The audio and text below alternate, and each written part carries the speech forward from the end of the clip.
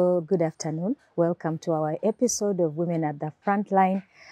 And with me today is a politician again, a media personality, as well as a women activist and human rights defender, Honorable Sylvia Rwabogo.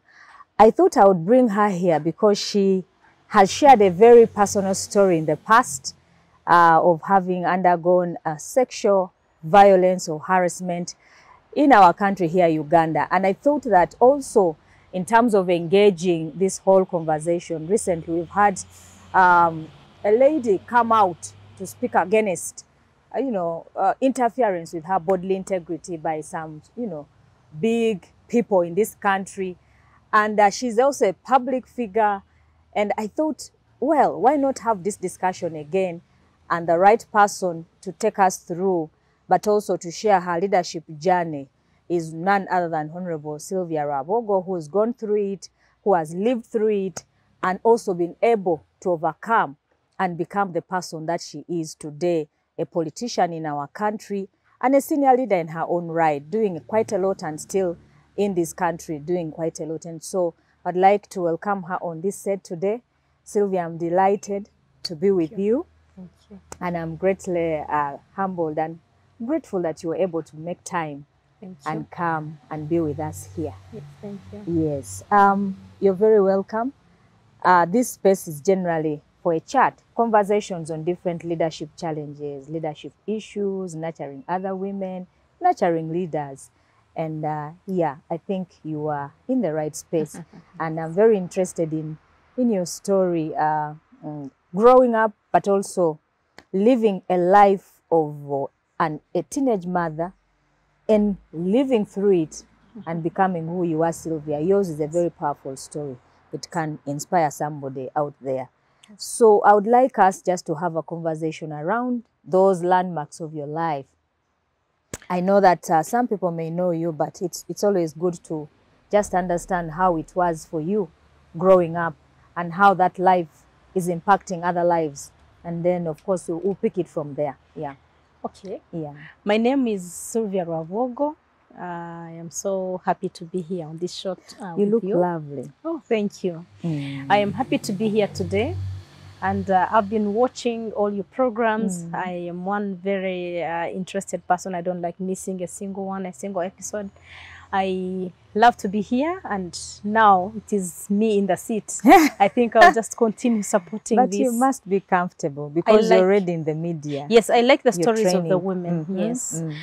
Sylvia Rwabogo, I was born to Mr. Asa Rusoke Rwabiyomba of Harugongo, Nyantaboma, and my mother, Edith Sagamaye of Mugusu. My mother and father never lived together. Ooh. Yeah. I never grew up with both my mother and father. I grew up with my grandmother in Mugusu. I went to Mugusu Primary School. And then I joined City High for a short time in my senior one. When I promoted to senior two, I joined Chevambe Girls Senior Secondary School. And from there, when I finished senior 4, I went to St. Maria Goretti, also in Fort Portal. In Fort Portal. And then in senior 5, I dropped out of school. Just like that?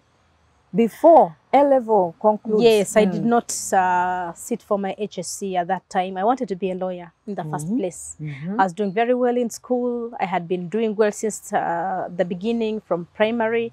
I was a leader from primary school up to that level. I was a head girl at Chevambe Girls Secondary School. But somehow because of the challenges, those family challenges, your father and mother are not there.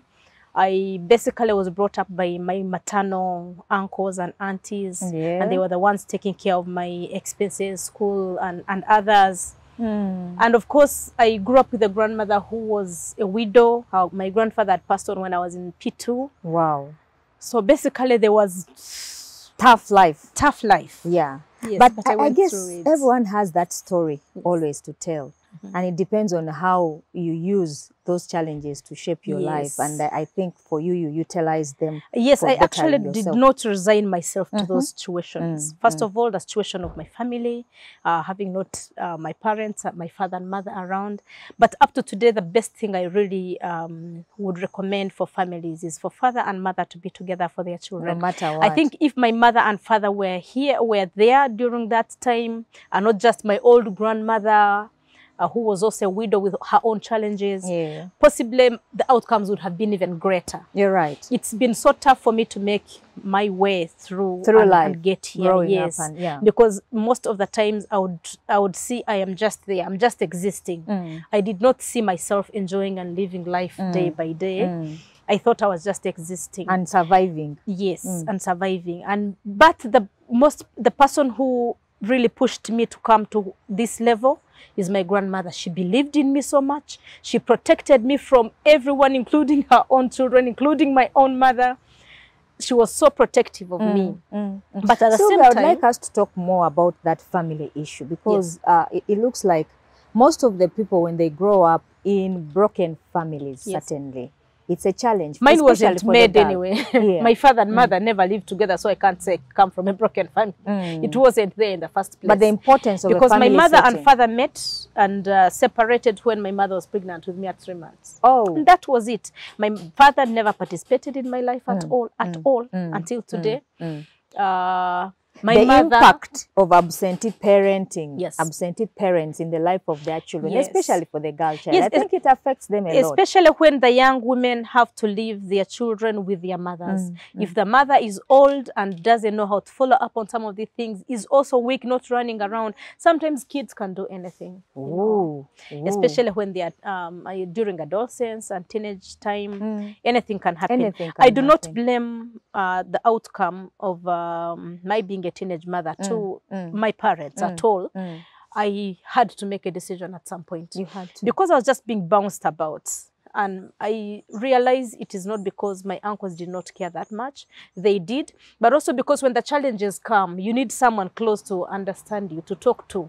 When I talked to my aunties, I think they did not understand me. It was adolescent stage. I actually came out and told them, I've got a boyfriend. And I did not know that I was already bringing in a catalyst for my exit from school. Because from the time I told them, everyone was worried, you know, this girl must branch.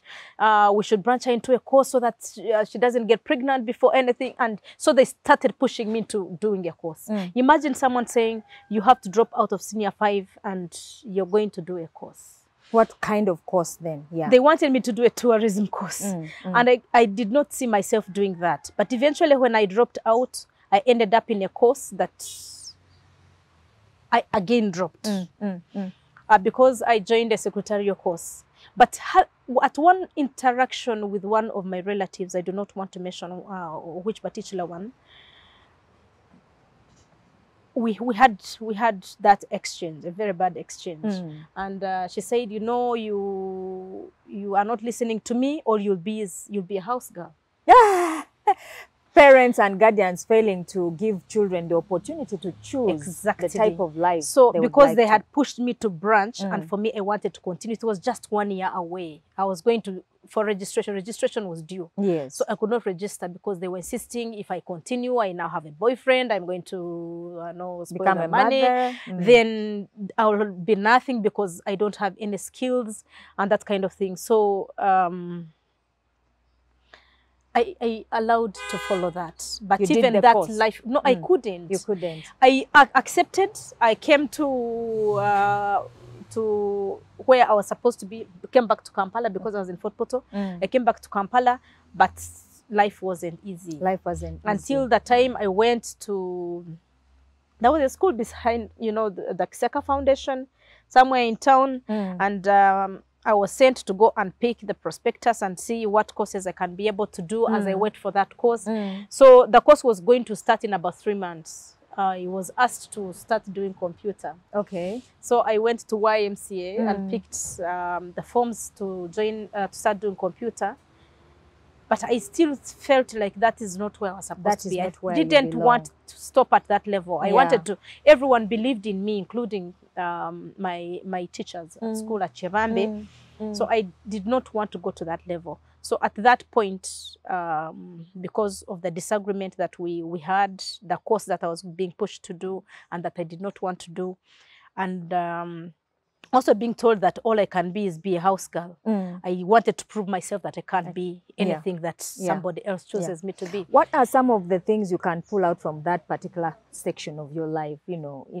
Strong messages, critical issues that you learned when being you're a parent parenting now. Children are faced with so many decisions. Some of them we hear them from our own friends. Sometimes you can ask someone, and a young girl, a teenage, and you're like, what would you like to do in future? And the girl will tell you, I want to be married.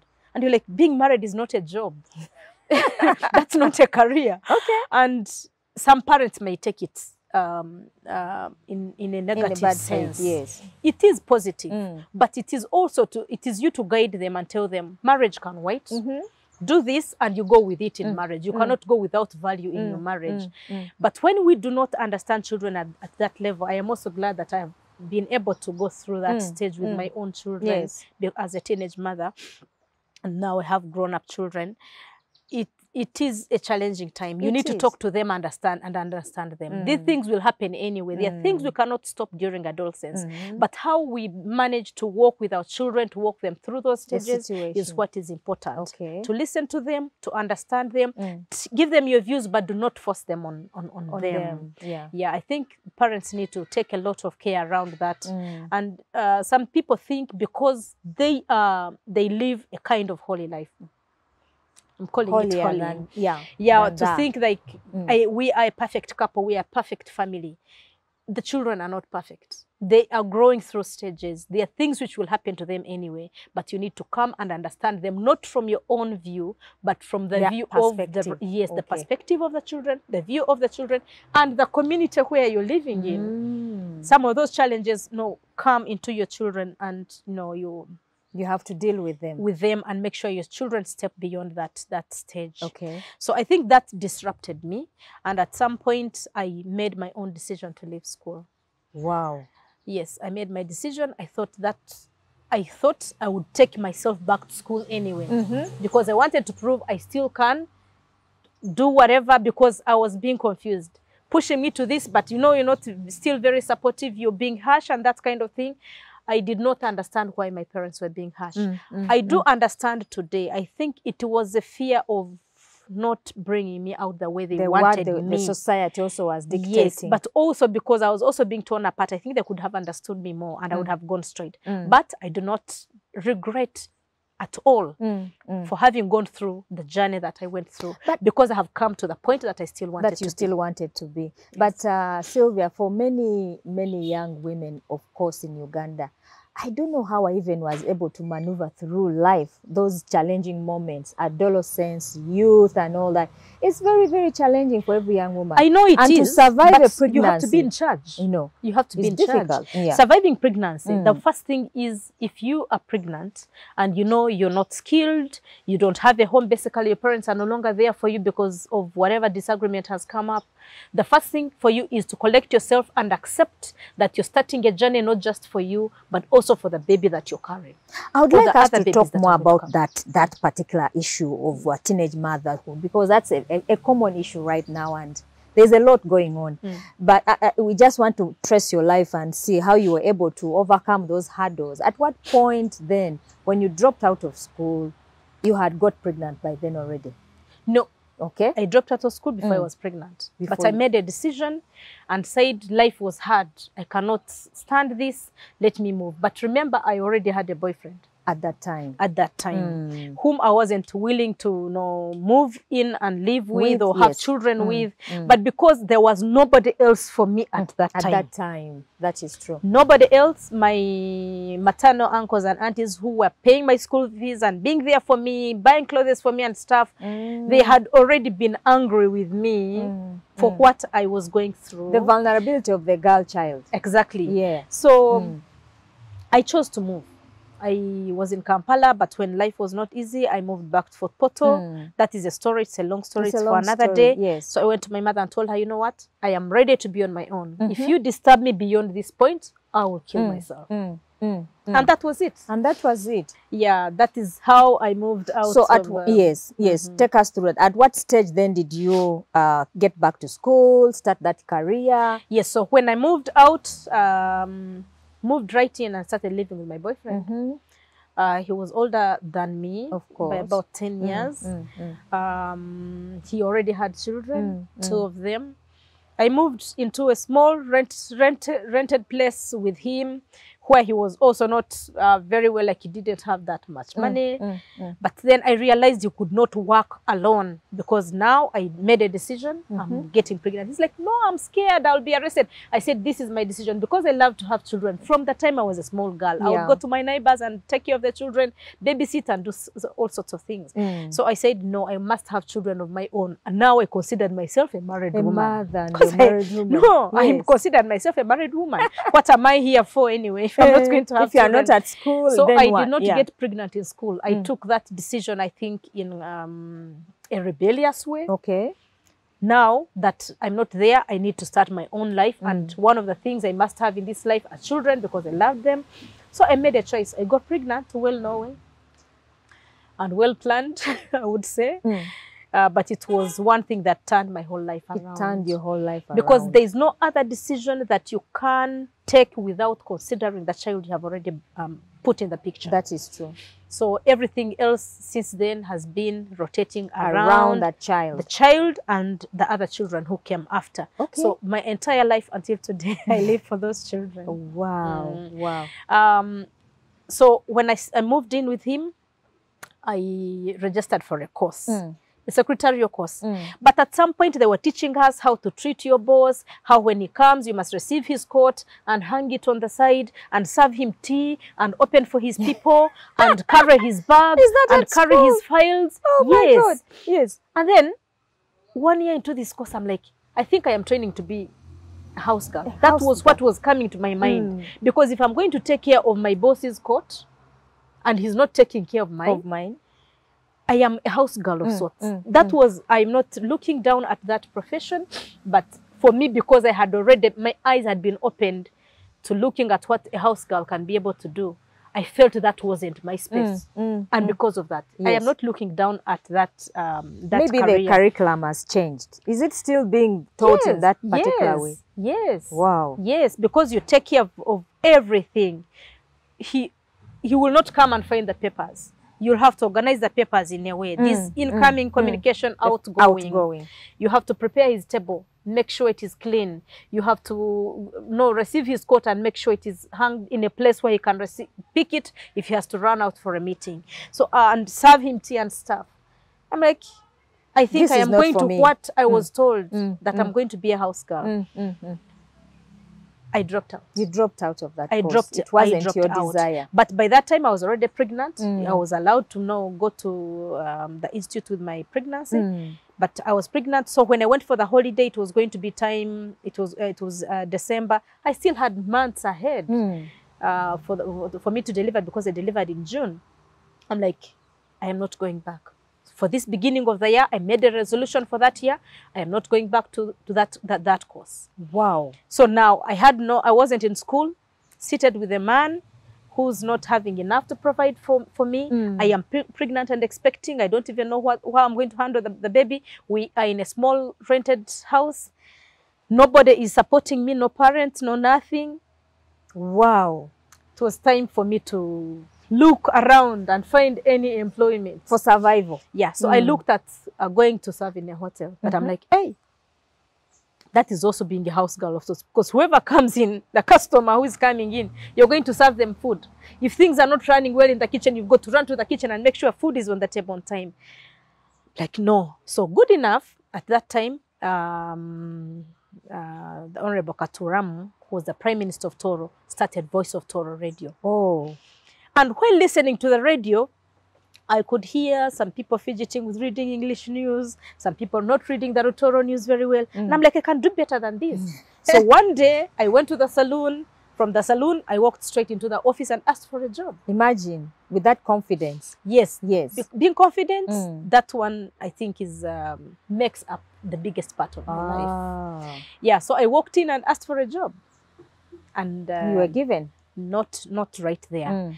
So somehow when I went for audition, the person I think who was doing the Rutoro news might have thought I am going to take the job because I was perfect at Rutoro, as much as I was perfect in English.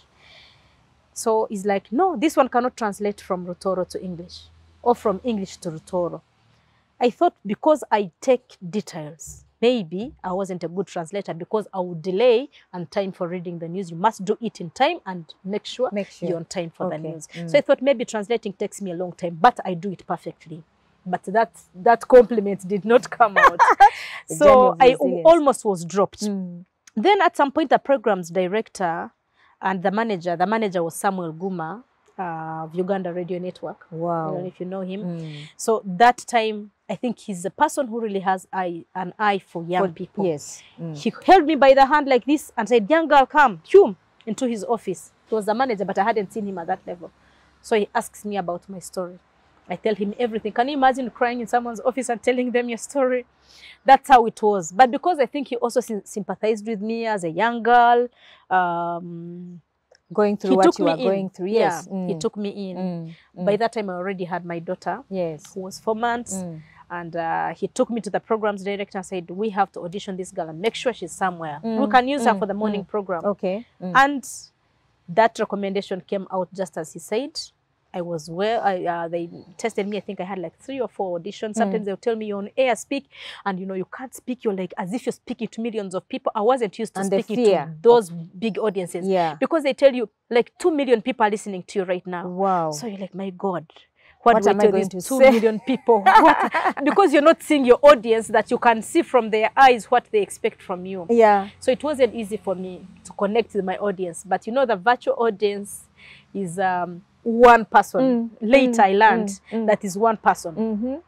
So I learned to speak to one person at a time. So I am not scared that I'm speaking to millions of people. So eventually I passed the audition stage and I was taken in as a presenter on the morning show, a co-presenter working with Kiki Romeo, who at some point was also working with Capital Radio.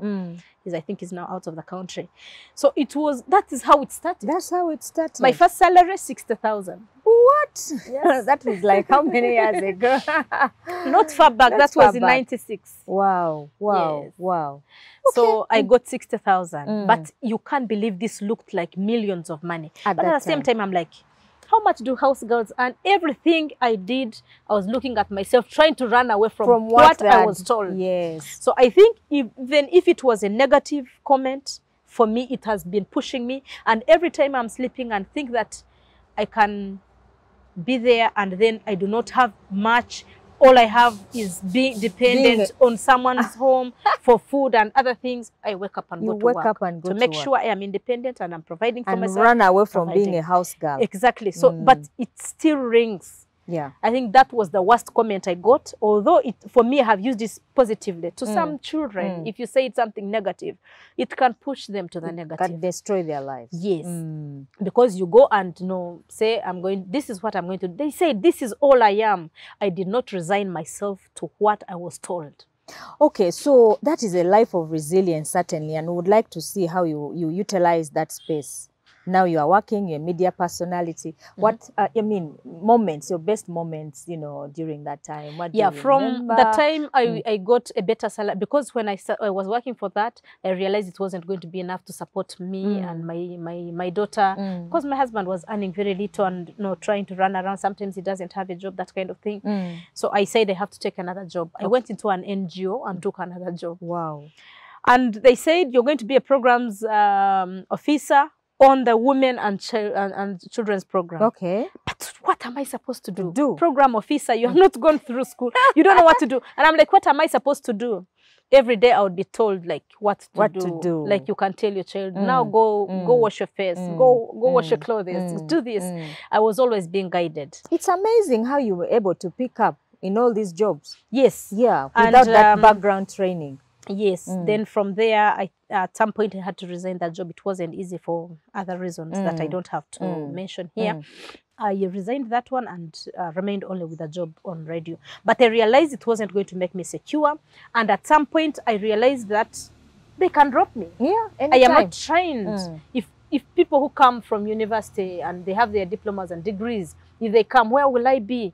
Then I realized after I got a salary increment to 150, I said I'm going to register and start schooling again. So I went back and did some 2 courses with Makerere Institute of Adult and Continuing Education. Okay. They were certificate courses, but somehow one of the courses was going to take me to the NGO world. Okay. Project planning and management, because I had been exposed to that kind of work. Yes. The other side where I was working with the NGO.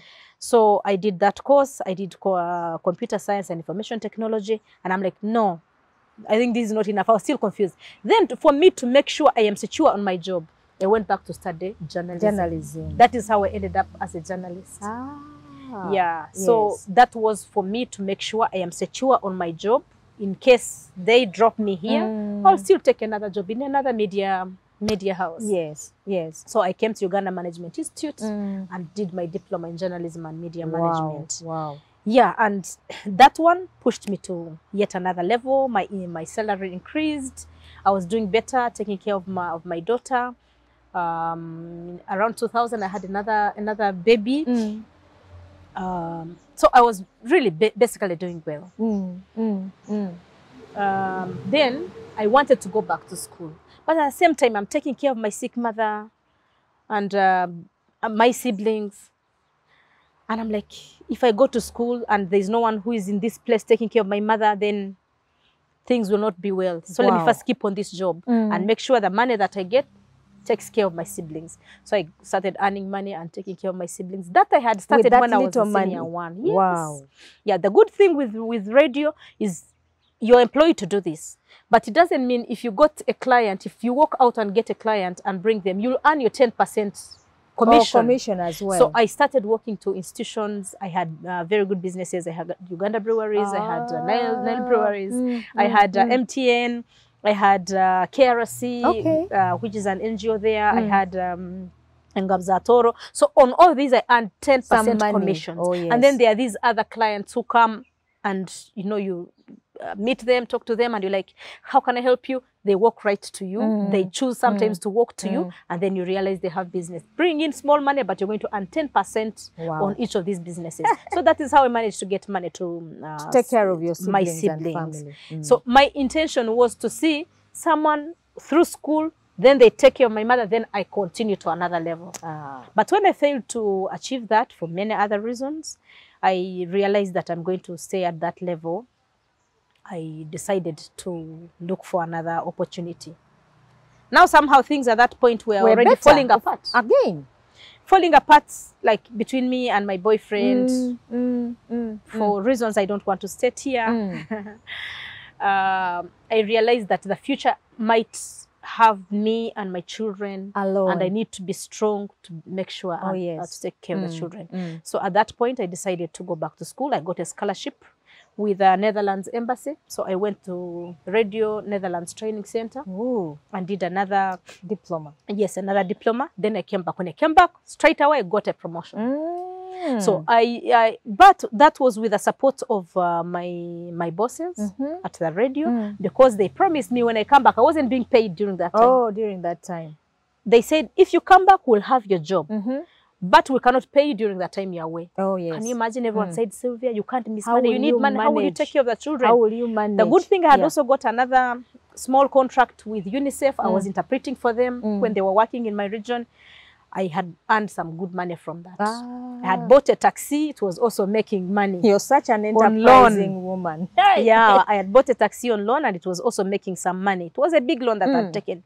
So we paid it and finished it, and then I used some of the money to make sure that I advanced to another level. Then we put up a house for the family and stuff. But at some point, things fell apart, and I still now moved out and remained on my own. I think that the story may not be bringing out the lessons very well. Yeah. young people need to know, if you're going to get into a relationship and have children and be in marriage, like at that level, be ready that at some point, if anything happens, you're in position to take care of yourself and the children. If you don't do that, then life will be very, it will be a disaster. At a later time. So even if anything happens to you, I urge the young women, take care, take responsibility for your actions. And it's not the end of the world. Accept it. It's not the end of the world. Have your child, but have plan B. In case this father does not stand with me in this responsibility, in case anything happened to this father and he died, because now no one else is there for you. This is the only person you have. What will I do? But even then, even with this person being in the picture and doing everything for you, you also need to be supportive. You cannot have a family and have children and leave them only to the man.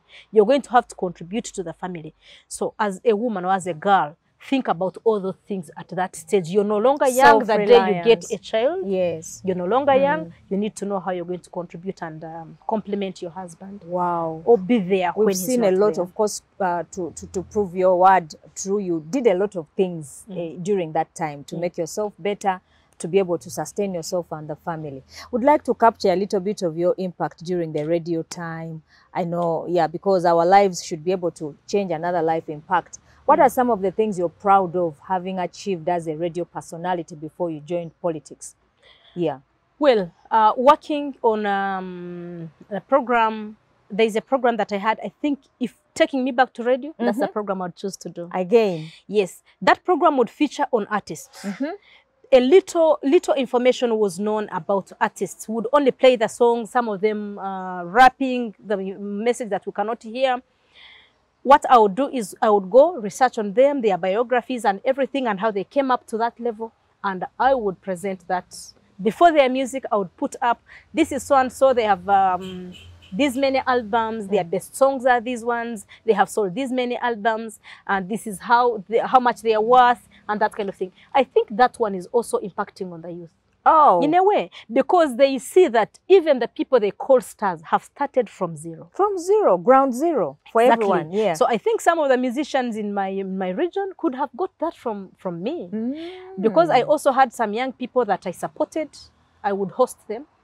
They were upcoming musicians. I hosted them. I supported them.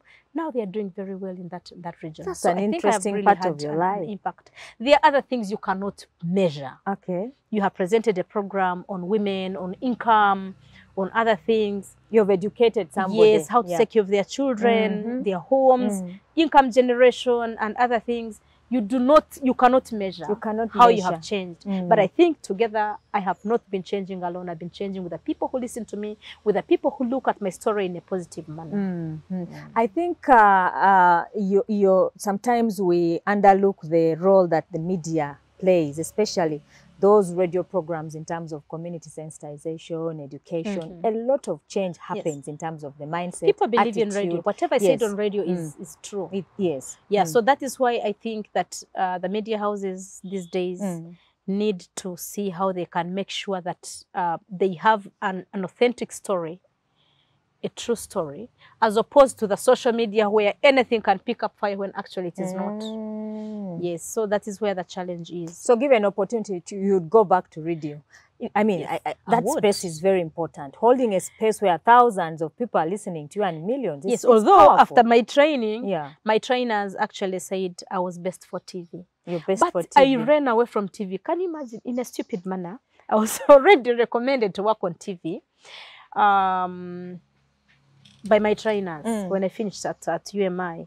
But I was like, when you leave TV, you cannot take a taxi.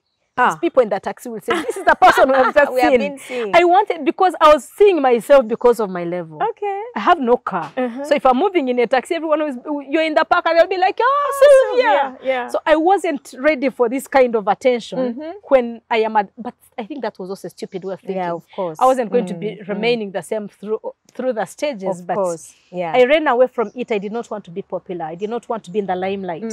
But how I ended up in the limelight? You were in the limelight. God knows what my So I think was. Civic Space viewers, we have got another host here who can be able to help me, especially me, Sylvia, here on this program. You should be able to come in and help me build this space and support me even in hosting these programs here and there. I think it's not only me to be here. You can come in and support the process, host other, high-profile women that we have on this program. So I guess that is where you picked up the political career as well. You became very popular. You became a celebrity in the region. How did the politics come in then? That is true. The politics started a long time. In my primary school, I was a leader. Actually, if that week I was on duty, nobody would come late. Nobody would come with a crazed uniform. Nobody would come with mud on their feet. Okay. All those things. For us, we used to walk on barefoot going to school. Yeah, so but they must be clean and well scrubbed. Yes, the feet must also be clean. Okay. Yeah, so I started my leadership at that stage, although it wasn't that focused. The focus came in when I was in Chevambe Girls, when I was voted for as a head girl in absentia. Wow. I fell sick around senior 3, but because my teachers and students all believed in me because of my behavior, I grew up a saved girl, by the way, from primary. I was elected very well, highly, I think 80%, could be 80%. I didn't know about, putting the percentages for me to really know and weigh myself then. But I think it was a very high percent because I participated in that when I was not at school. Wow. So my headmistress had to come home and say, they have already voted for you as a head girl. We need you to come back. Because when I fell sick, I had to repeat a class. Then I did not want to repeat a class and see others ahead of me, whom I was even doing better than in class. Yeah. So I had wanted to leave that school and actually joined another school in Fort Porto because I was running away from seeing others ahead of me when I'm just behind them because I was repeating. But because my headmistress, the late Alice Turiakayo Honorable, she was in the CA at some point. She also influenced me a lot, I think, into politics. Okay. She came home. She was so motherly. She came home and talked to my parents, my grandmother, and said, I want this girl back to school. I'm like, no, I cannot go back to repeat. She said, you're going to repeat? I said, unless you're offering me to go to the next class. She's like, you don't have any result to take you to the next class. For 2 terms, you didn't attend class. So there's no way you can go to the next class. But the good news I have is they have voted for you. In absentia? Yes, you are our next head girl. So you have to come back for that responsibility. Wow. That's one of the reasons your leadership journey started. Yes, that is how it started. So I became head girl at Chevambe, and every time I worked so hard to make sure I am the best of them all. I don't know if I was the best, but up to today, girls I meet call me our head girl. Head girl. I feel like that gives me the strength. So that was the start. Then when I was still at Chevambe, my headmistress, the very headmistress, contested to come to the CA. So I was her coordinator for the students because one, I was very popular with the students in the region.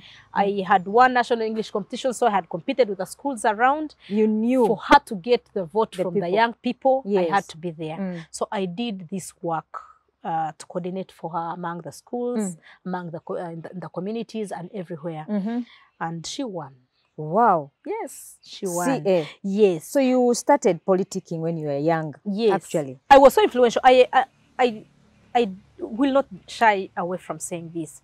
I think I am a very good public speaker. I don't know about here on camera because on camera there are things you're putting in consideration. But I think I am. If I have an audience, you know that my message will sink. And if I wanted to influence them to do something, they will do it. Wow. So I spoke to groups of young people within the community and outside, and she won. And for me, I wanted to be in her footsteps because she's one woman I admired so much.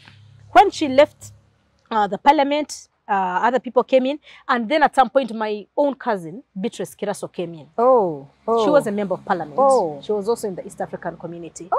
But now it was from one woman to another and always looking at them. Very and then at with close my cousin, range, actually. Yes. Yeah. And then with my cousin, I was like, I really want to be like her. Because people used to say, you look like her. So I was going to say the same, that actually when you said Beatrice Kiraso, I said, but you actually look like her. Because we are cousins. Yeah. So I also looked upon her. everything she did, I was somewhere, you know, and she was a very cheering. smart politician. Yes, smart I was woman. her cheerleader Yeah. somewhere. So somehow now I'm getting the interest. Then in 2006, I contested as a youth councillor in the district of Kabarole. Okay. And I went through.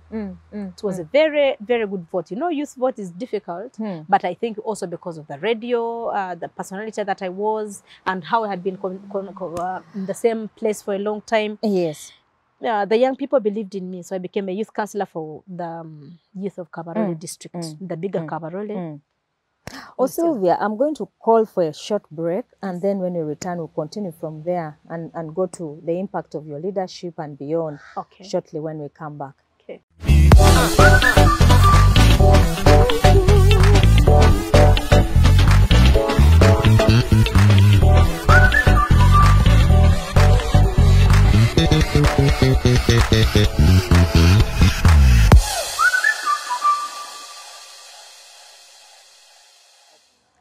Welcome back, and we are here with Honorable Sylvia Rwabogo, who is taking us through her story, her journey, her life, a life of resilience. This is what we call resilience in action. And the women that come here share with you their stories just to help you.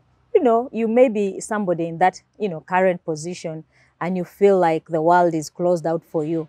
But there is life after many of those, you know, shortcomings that you go through. And Honorable Sylvia's life can tell you exactly that. So Sylvia, after that, we call it wahala, growing up and everything. You contested for youth council. Yes. We want to see how you were able to trace your journey from then onwards. And yeah, learn lessons from that. So the reason I contested for the council, I am an NRM, and I even contested then as an NRM. Even today I am. The reason I joined was that time the young people were going more towards the FDC. At that time? Yes. And I thought that wasn't going to be good for my district to have the FDC, where we have the government, the NRM government leading at national level. I'm like, no, we cannot allow this as if NRM doesn't have young people supporting it. Had they brought a member of parliament yet in FDC as FDC? No, they have never, actually, Kabarole has never. Okay. Yes. So there is a girl who was contesting, and she had already gone. The time was like 3 weeks to the time of election. But NRM, I think, was still looking around, and they were not getting maybe the best that they could. But there is this girl who wanted to camouflage and appear like she's NRM for the seat, but she was an FDC that everybody knew.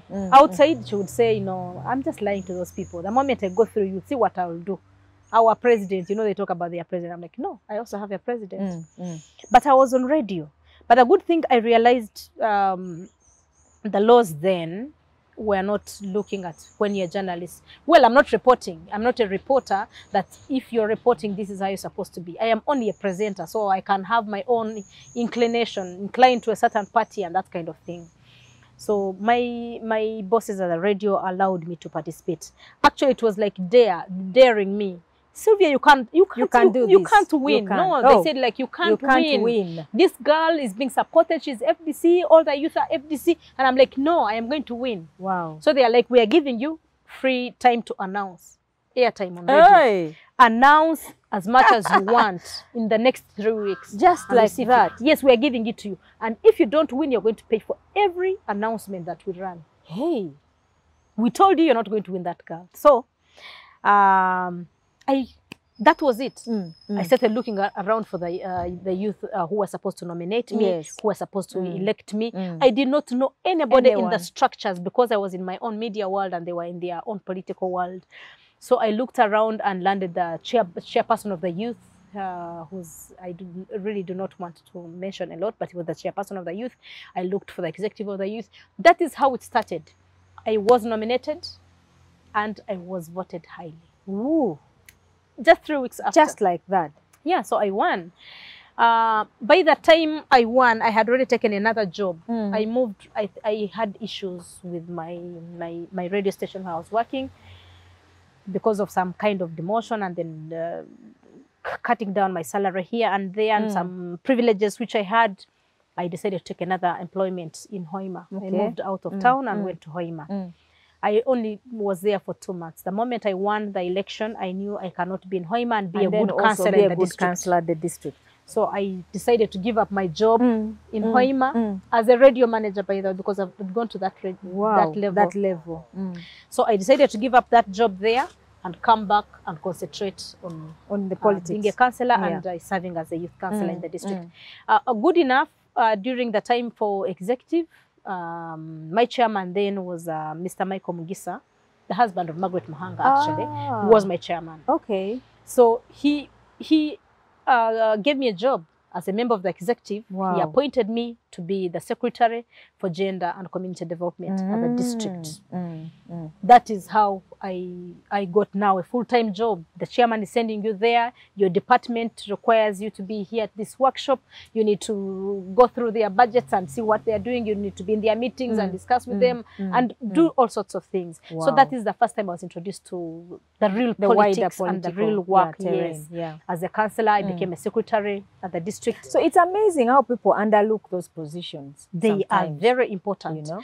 I am the first councillor to contest at the level, the national level, as a member of parliament from my district and to become a member of parliament. Okay. Many people used to wait. Someone is coming from Kampala. There was a lady who was working in this NGO, was working in this government department, in the ministry, in where... When the councillors are in the district. Yes, when the councillors in the district and they are able. But the first thing is you have to add value to yourself. You don't just get up one day and say, I'm going to contest. For me, I was adding value at every level. At every level. Going back to school. There's a course, I go for it. If you ask me to collect all these courses, including the small ones that I went for. So many certificates. Yes, I put them together like that and diplomas. But I also went back to university now because I was at diploma level. I had to go and do my degree in social and community development. So from 2011 to 2014, I was doing my degree at Mountains of the Moon University, which has now been taken over. Yes, in Kabarole. It has now been taken over by the government, and we are happy about that as a community. It is my university. I am proud of it. I did my degree from there, in social and community development. So after that, that is when I contested for parliament. But between the time I was secretary of the district, that was in my first term as a youth councillor. The second time I was contesting, I had already crossed the time for youth, the age for youth. I could not contest anymore. So I decided to go for directly elected councillor for a division of the municipality. Not a women's seat. Yes. No, wow. Directly elected. Wow. So I went for one of the councillors who was representing during that time I was a youth councillor in East Division of Fort Portal. Now it is no longer East Division because now we have the divisions of the city, which is now in Central Division. So I contested as a councillor for East Division, directly elected. Wow. And I went through, I contested with 3 men and beat them. Yes, I beat them. You have broken so many, ceilings and barriers. Yes, in that area where I contested, I was new. I had no house. I was still building. It was in the foundation. And they're like, she has sold the land. I said, whether I sell the land or what is important is this is where I belong. And that is where my home is, in Fort Portal. Yes. So people believed in me. They voted for me. I went back to the council for the second time from 2011. What I'm trying to tell people now is that you don't just get out of nowhere like, I am coming to contest as a member of parliament. Build your case, build your strength. Know people, know how things work out at a local level. Don't just come and think that there are no other people who could be walking through the stages. And for you, out of nowhere, you just come and storm the whole thing because of what you want. So I have grown through the stages of politics. I allowed myself to do that in order for me to gain experience and to know what to do when I get to the next level. And add value on yourself, as you said. So the second time I went to council in 2011, I contested. I wanted to contest as a speaker. The chairman is like, I have got groups of people. I don't want to mention which particular groups. I've got particular groups of people who want the speaker to be a man and then to be of this religion and that kind of thing. You know the things? They put down some limitations. So those limitations are there. Women will meet them at everywhere, level, including in your home. So there are those limitations of saying you come second. You don't come first. There are other people who come first. Sometimes we give them to them. I traded my position at that level for one promise. Because Kabarole district was going to to be divided into two districts, one of Bunyangabu and one of Kabarole. So the whole justification was, the moment Bunyangabu goes and I'm still in council, I'm going to be the vice chairman. Ah. And because the chairman is the appointing authority. Okay. Yes. So he assured you of that. So he assured me, if Bunyangabu goes, because the vice chairman was coming from Bunyangabu, once it goes, you're going to be the vice chairman. Wow. So I accepted to trade my speakership to become a deputy speaker, to become a deputy speaker in waiting, so that I wait. If Bunyangabu was taken when I was still in council, I would have been the vice chairperson at that level in Kabarole district. Wow. Negotiations in politics. Yes. It happens. Yes. So Bunyangabu, anyway, during that term, in 2011, 2016, they was not given a district status. Yes. So until 2016. So I realized I'm going to remain a deputy speaker. But still, I did not sit at that as a deputy speaker in the district council. I contested as the Secretary General for Uganda District Council Speakers Association. And across the country. Across the country. So our friends, Honorable Amule Doreen, was a deputy speaker in her district that time. Okay. She's one of my voters. There are many other voters. There is now the president. Who came to parliament as well. Even there are others now in the present parliament who are speakers. But at least I managed to go through as the Secretary General. So that, and being a speaker in the district and a councillor for East Division, and being on continuing to be on radio. It exposed you. Those are the steps. All the stones that I had to step on for me to rise and contest as a member of parliament. Wow. So when I did, I think this should really be on record, that I am possibly, I haven't known about other districts, possibly, I am the only member of parliament who could have come to parliament without using money in politics. Is that so? You did not spend that much? I did not have the money. What could I spend? So at some point, I went home and said, you know what, I think people need money. There's no way I can go through. I have to leave this for people who have money. But again, I had this dream in the night. And I thought the dream was speaking to me. God was speaking to me that he is the one who can do anything. Can turn around anything. And who was your opponent at that time? The Honorable Victoria Rusoke, she's now a minister. And she had money at that time. She was already a member of parliament. Of course, she was a member of parliament. She had worked for many years. She was our district education officer in Kabarole. While I was councillor for the youth and secretary. Actually, many times we know on many projects in her department, we used to work together when I was a secretary at the district. But I thought, well, I am not contesting with her. I am availing myself to serve my country. If people believe in me, she came and found others, and others went after she came. She left, I came in, I have left, another person comes in. I think this should be a healthy competition. It is. And should be a healthy competition. That confidence that you had. I really got lots of votes. 93,000 was about 85%. 85%. Yes. That was a big deal. Of all the 29 sub-counties of Kabarole, I only lost in 3. With no money. So 26, no money, no nothing. Of course, I got this money to facilitate my agents. But of course, one of the problems that I had are the agents that I did not facilitate thoroughly or well at the level of primaries.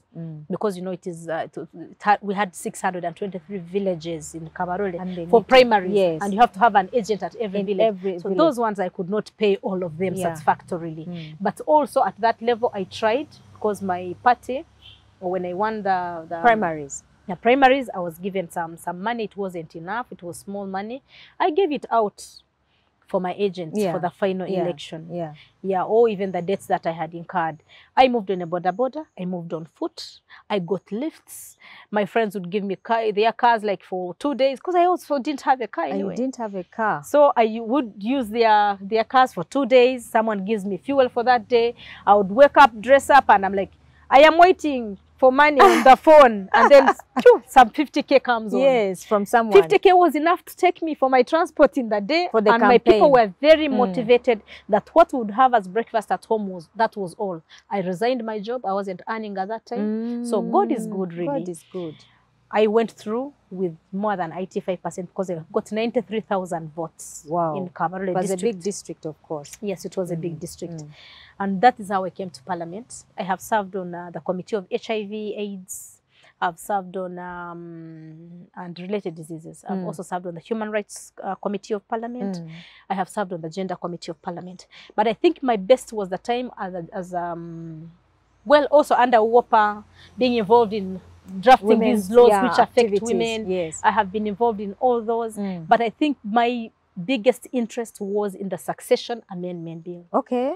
Because I have been seeing how women have been suffering. Your husband is dead, either you're not married, you have children. There is a woman who has children within someone's marriage. A married man has children with and you. is not entitled because yes, and your child is not entitled. yeah, they call them illegitimate, they are not entitled. There is this woman who comes with her child into a marriage, and this child is not taken care of by the biological father.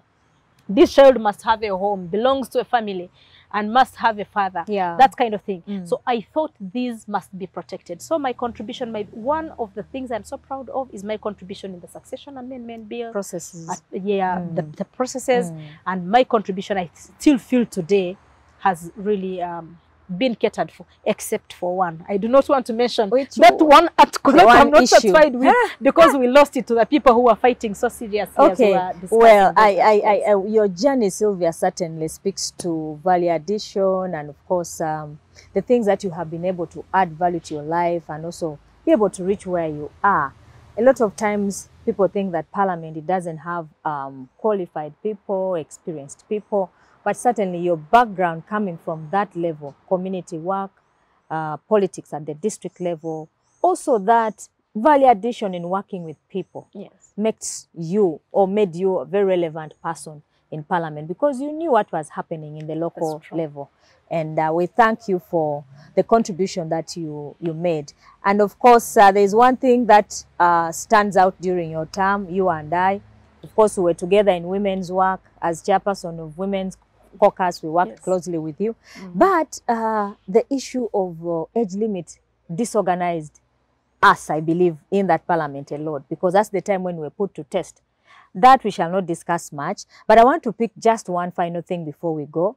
The issue of the violence that women face in all spaces, in families, in offices, even in public life. People think that the empowered women, such as ourselves, we don't encounter such, experiences. And I remember there was a time you were caught in the middle of that very hostile process, sexual harassment, and of course you came out to report about it. Yes. But instead you got a backlash as an individual. Maybe just to share that experience. I think that was one of the things that drew the public to you, but also the women's movement took interest in your matter. Yes, the women's movement did not just take interest in my matter. I really appreciate the women's movement. And I actually told them one thing, is if there is a way I was ushered into this kind of work, into becoming an activist in these things. Some of the things I used to think are not important, but now they make more meaning because of the support that I got from the women's movement, from the different NGOs of the women, Achena Mama Africa, Uwonet, FIDA. The women came up and supported me when everybody else was not seeing what was wrong with that. You know, people just thought it was like, what is wrong with a man vibing you? I said, they do it to every there is nothing wrong because this is not the first time. That's what I told them. This is not the first time a man is talking to me. They have talked to me from the time I was a young girl. Some would just think, she's young, let's wait a little bit because I grew up a small girl. But every time, at every stage I have encountered this, it no longer makes any difference. I'm kind of used to it. I know how to handle it and I know how. But this was different. This was different. This was extraordinary. It wasn't the ordinary way a man meets you and admires you and talks to you. It was beyond that. It was talking. But our communities, our society is not used to women complaining about it. Yeah. They're like, a man can speak to a woman. You mean so we shouldn't speak to women? No. Speak to women. I have a son. I would never want a son who doesn't speak to anyone at some point. I would want him to speak to the women. But the way you speak to the women must be respectful. Okay. You shouldn't cross certain boundaries. You shouldn't do things in a particular way. I think this wasn't an innocent way of a man talking to me. Up to today, I believe it wasn't an innocent way of a man talking to me. I did not come to unwrap it completely, but putting 1 and 2 together, I got some answers. It is that kind of harassment that comes to the women when you're taking a brave stand on certain issues. Yeah. They will threaten you if you're fighting for your land, for example. If you're fighting for your land and someone is trying to take your land, they will threaten you knowing you're a woman. I have faced that same thing before. Yeah. With at my home in Fort Portal. My neighbor wanted to take my land and wanted to bring the boundary up to my doorstep. And I said, no, you stood up. I have to stand for myself. So if I don't stand for myself, how do I offer myself as a member of parliament to stand for others? Yes. So I thought I should really stand for myself. But this is something that I first thought it was an innocent thing. Maybe it is a constituent who is trying to contact me and that kind of thing. But when it became too much, I blocked the number. He buys another number and the next day the same person is calling. So it continued and continued until it became a threat. I realized my life could be in danger. Could be in danger. Because of some of that, because of the stand that I had taken. Because, you're told all these things. That wasn't the first threatening situation when I took my stand on the age limit. Yes. It was, there were many other things. Someone calling you and saying, if you leave, we are going to kill you. Oh. Every time you're looking behind, when you're driving, at you're the back. I could not allow any other person in my space. At all. Including a bodyguard. So because we're entitled to these people at parliament, I'm like, no, I can't move with anyone because my enemies could connive, and get to me. Either my drinks or to listen to the conversations and who I'm talking to and things. I'm like, if they are listening, well, I'm an innocent communicator. Let them listen to my conversations from somewhere else because I don't think I communicate anything against the government. My whole stand was what people asked me to do. There is nowhere I could turn around and lie. I think my community would be celebrating me as a person who is reliable. Absolutely. If you say something, then I stand by that. If we agree on something, then that's what I say. But I think that works for you even up to now. When I go back home, one of the things that stands out very strongly in my political career is that issue. That people stand with you, they know that this is an honest person Monica, we can trust. There is something I have learned from that experience. That political stands shift all the time. All the time. And leaders must also learn to shift with those political stands.